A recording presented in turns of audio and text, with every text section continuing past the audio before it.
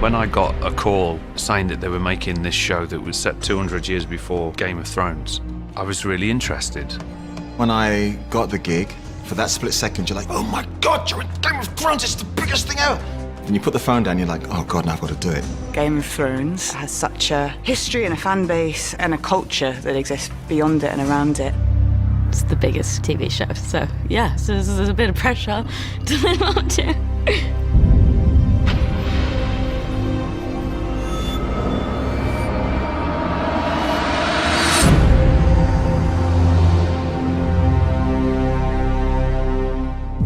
How do we make Thrones but not Thrones? What's good about Thrones? What worked in Thrones? What didn't? What do we want to better? How do we want to evolve the style?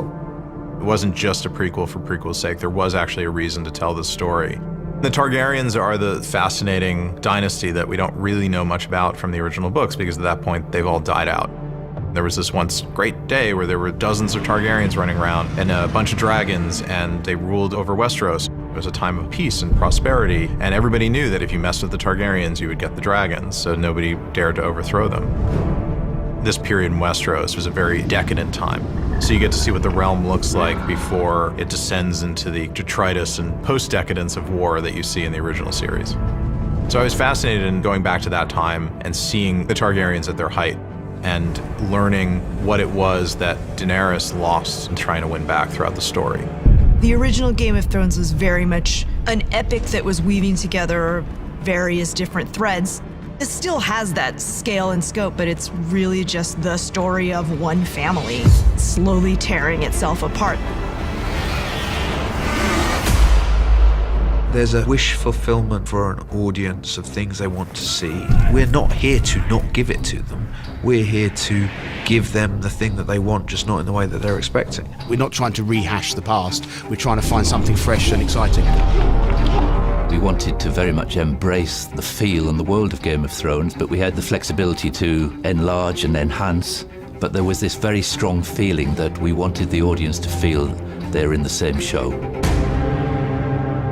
The first time I walked on set where King's Landing's been built, I feel that no one told them that that isn't how films are made now, that you don't have to build the whole castle. But no, it's all there and it's all in the right place. You read the script at home and you imagine the scene, and then when you come in, it's always twice the size you imagined it. You walk around these sets that look like ancient monuments and buildings with massive statues, or you can be on these amazing locations. You cannot believe that this is on the earth somewhere this extraordinary. The other series of Game of Thrones was absolutely brilliant, and the costumes were brilliant. So it was not a question of doing better. It was just a question of doing something beautiful. We had said to ourselves, we're going to pull our horns in on season 1.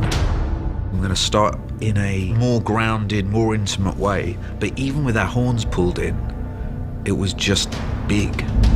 One of the many beautiful things that George did with his creation of Westeros is it really feels three-dimensional and fully realized, and that there's thousands of years of history, and you can get lost in a good way in the world of Westeros. For me, the best fiction, the best drama is about characters. House of the Dragon is a story about very flawed human beings, capable of love and hate, capable of doing good things, capable of doing monstrous things. I genuinely hope that audiences are open to watching a new chapter in the Game of Thrones saga. Game of Thrones was its own thing, and it was a cultural phenomenon. But this is something else, it's a different story. The scale of the story is told in a different way.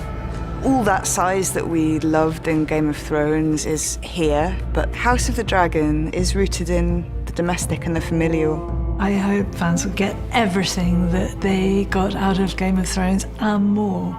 More dragons.